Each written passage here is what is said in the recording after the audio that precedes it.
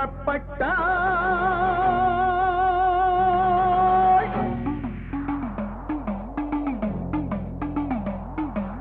காளி புறப்பட்டாள், மகா காளி புறப்பட்டாள்.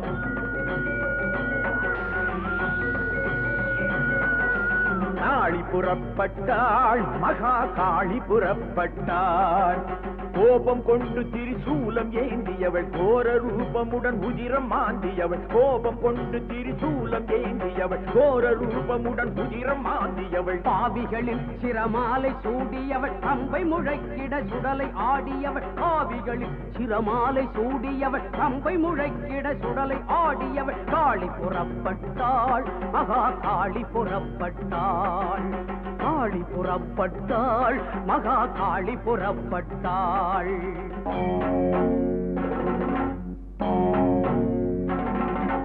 காமகாசுரன் மூகனாய் பல தீமைகள் தினம் செய்தான்.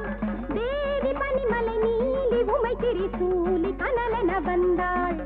பாதகன் பல ரூபமாய் கருமாரியின் முன் நின்றான். பாதகன் பல ரூபமாய் கருமாரியின் முன் நின்றான். மாயம் புனைவுற ஆயுள் முடிவுற காளி பேருரு கொண்டாள். மாயம் புனைவுற ஆயுள் முடிவுற காளி பேருரு கொண்டாள்.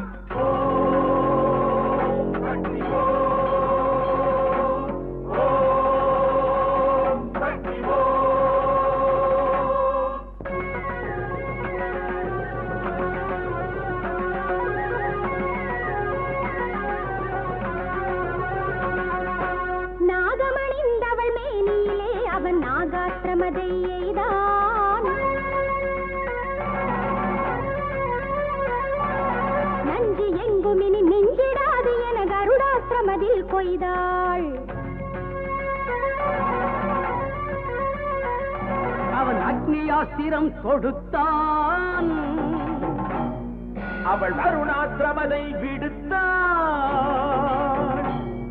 அவன் மாயாஸ்திரமதை எடுத்தான். அவன் ஞானாஸ்திரத்தில் தடுத்தான்.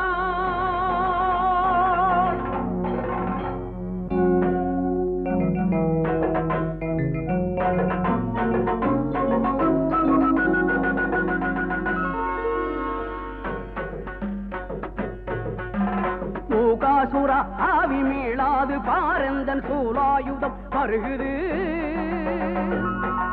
என்று மகிடன் முதல் அசுர பல உதிரம் தினம் பருகினிது. பேராயுதம் பிடித்தாள், பேராயுதம் பிடித்தாள்.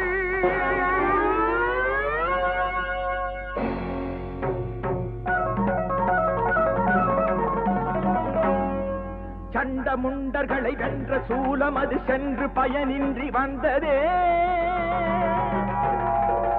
அண்டம் யாவும் அதை கண்டதும் பதறி அஞ்சு திகில் கொண்டு நின்றதே. காரணம் புகழும் பூரணி நாரணி காரணம் யாதென அறிந்தாளே. தேவியன் மூவரும் சேர்ந்தால் தான் இவன் வீழ்வான் என்று தெளிந்தாளே. முழங்கிட வீணை எடுத்தவள் தீமை அழிந்திட எழுந்தாள். களம் புகுந்தாள். அஷ்டலட்சுமி வடிவாக இருப்பவள் துஷ்ட நித்தகம் நினைந்தாள். களம் நுழைந்தாள். மூவரும் அங்கே மூவர் மூவர் என 9 வடிவில் நின்றார். தேவரும் மற்ற யாவரும் கண்டே நவசக்தி இவர் என்றார். பிரம்மாணி வைஷ்ணவி